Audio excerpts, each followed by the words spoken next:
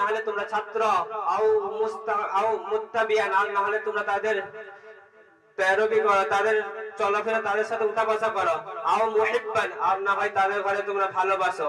ওয়ালা তাকুনু খামিসান, আর 5 নম্বরটি হয় না প্রিয় শ্রোতা মণ্ডলী, 5 নম্বরটি হয় না, হলে তোমরা ধ্বংস হয়ে যাবে। আলেমদের ঘরে কখনো ঘৃণা করো না, খারাপ চোখে কখনো দেখবে না। প্রিয় শ্রোতা মণ্ডলী, এই পর্যন্ত আমি দ্বীনি ইলম অর্জনের ফজিলত বয়ান করলাম। এরপরে আসুন কতটা ইলম অর্জন করতে হবে।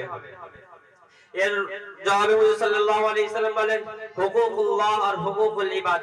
হুকুকুল্লাহ অর্থাৎ আল্লাহর উপরে যে সমস্ত বান্দাদের হকগুলো আছে সেইগুলো সঠিকভাবে আদায় করা, আর হুকুকুল ইবাদ বান্দাদের উপর যে সমস্ত হকগুলো আছে সেইগুলো সঠিকভাবে আদায় করা, যেমন পিতা মাতা ভাই বোন ইত্যাদি ইত্যাদি, এদের হকগুলো ঠিকভাবে আদায় করা।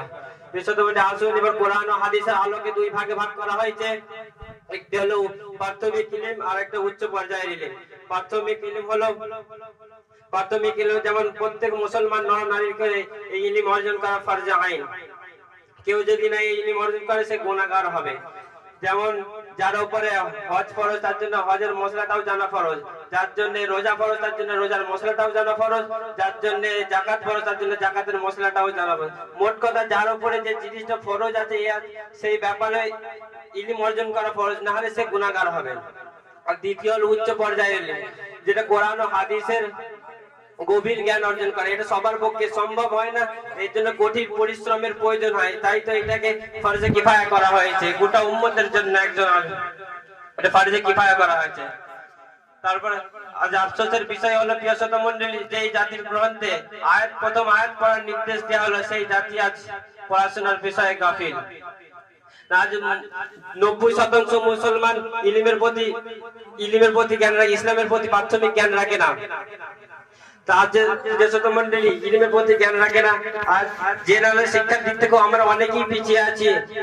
প্রিয় শ্রোতা মণ্ডলী, মনে রাখবেন, শিক্ষা জাতির মেরুদণ্ড আর ক্যান্সার, আর মূর্খতা জাতির ক্যান্সার। শিক্ষা বিহীন কোনো জাতি প্রতিষ্ঠিত হতে পারে না।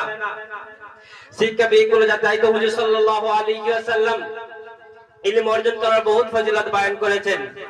তাই প্রিয় শ্রোতা মণ্ডলী, আমরা ইলম অর্জন করব। আমরা এই মজলিসে বসে প্রতিজ্ঞা করি, যতদিন আল্লাহ তাআলা আমাদের ঘরে হায়াতে রাখবে ততদিন আমরা এই দিনের কাজ ছাড়বো না। আর যতদিন আমরা মাদ্রাসায় পড়ব, যতদিন কোনো বড় আলেম হচ্ছে, আমরা মাদ্রাসা ছাড়বো না।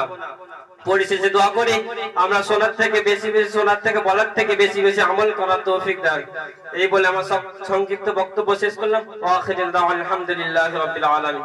আসসালামু আলাইকুম ওয়া রাহমাতুল্লাহি ওয়া বারাকাতুহু। বক্তব্য প্রতিযোগিতার শেষ প্রতিযোগী হামজা।